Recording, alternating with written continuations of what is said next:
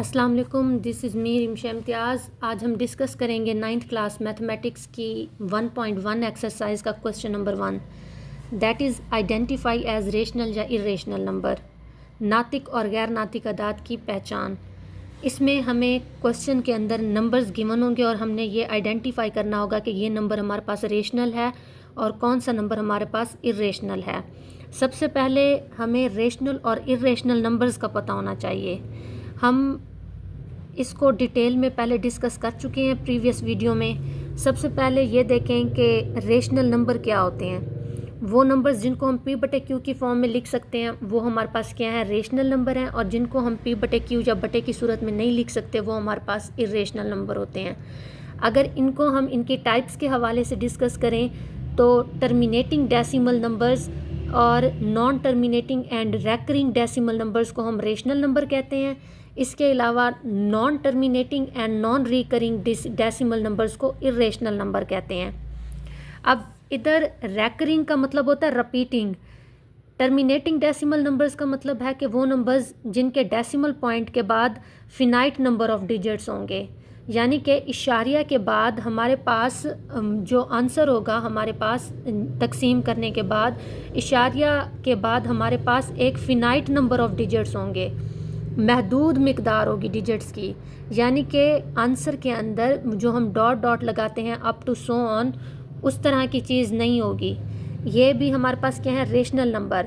और दूसरे हमारे पास कौन से हैं rational number, non terminating and recurring decimal number, यानी कि अगर हमारे पास जो डेसिमल पॉइंट है उसके बाद फिनाइट नंबर ऑफ डिजिट्स नहीं है, महदूद डिजिट्स नहीं है, लेकिन क्या है कि जो डिजिट है वो अपना पैटर्न है वो रिपीट कर रहा है, तो ऐसे नंबर्स को भी हम रेशनल नंबर कहेंगे। एक तो टर्मिनेटिंग डेसिमल नंबर, टर्मिनेट का मतलब होता है ख़त्म हो जाना।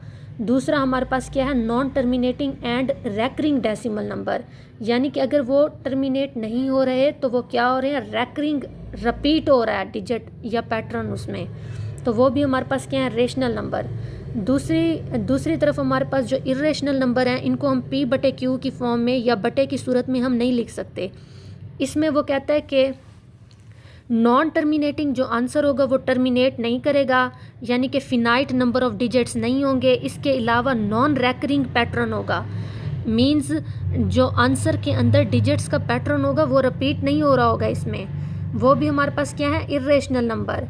अब एक्सरसाइज 1.1 का हमारे पास क्वेश्चन नंबर 1 है, identify each of the following as a rational या इरेशनल नंबर।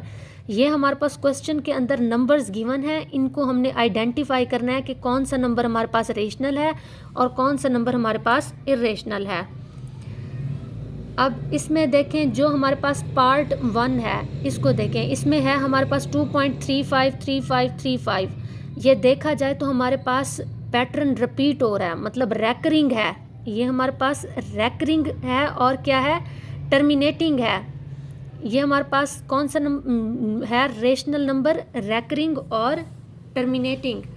अगर ये हमारे पास रैकरिंग ना होता तो हम इसको इरेशनल कहते, लेकिन ये रैकरिंग है और टर्मिनेटिंग है तो that's why it is called rational.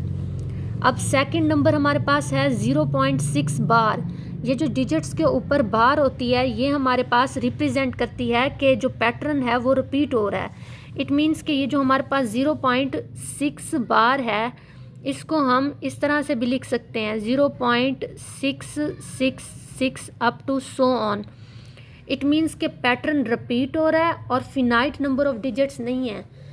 अगर हमारे पास पैटर्न रिपीट हो रहा हो तो वो हमारे पास होगा रैकरिंग, और फिनाइट नंबर ऑफ डिजिट्स ना हो तो वो होगा नॉन टर्मिनेटिंग। ये हमारे पास है non terminating and recurring decimal number, that is the type of rational number.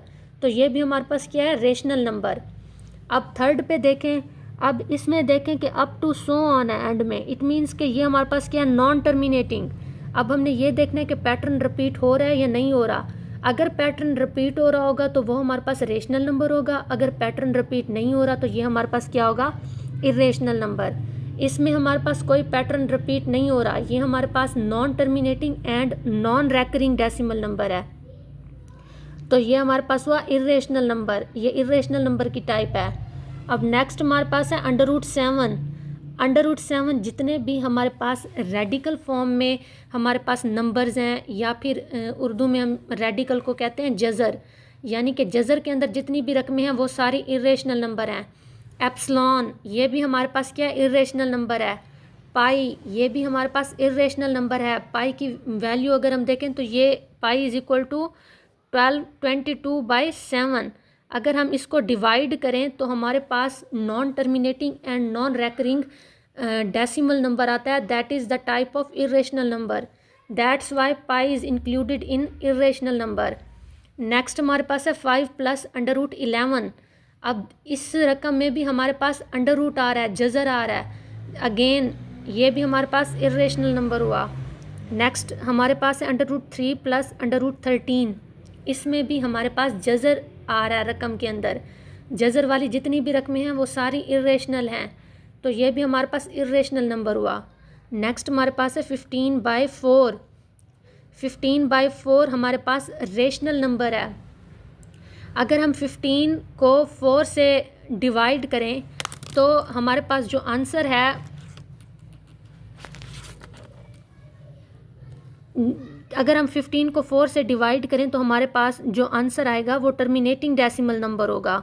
Next हमारे पास है 2 - √2 × 2 + √2। अब इसमें अगेन हमारे पास जज़र आ रहा है, तो ये हमारे पास क्या है, इर्रेशनल नंबर। अब इसके अंदर जितनी वैल्यूज़ को मैंने सर्कल किया हुआ है वो सारी रेशनल हैं, और जिनको अंडरलाइन किया हुआ है वो हमारे पास क्या है, इर्रेशनल हैं। अब नेक्स्ट पार्ट हम नेक्स्ट वीडियो में फिर डिस्कस करेंगे।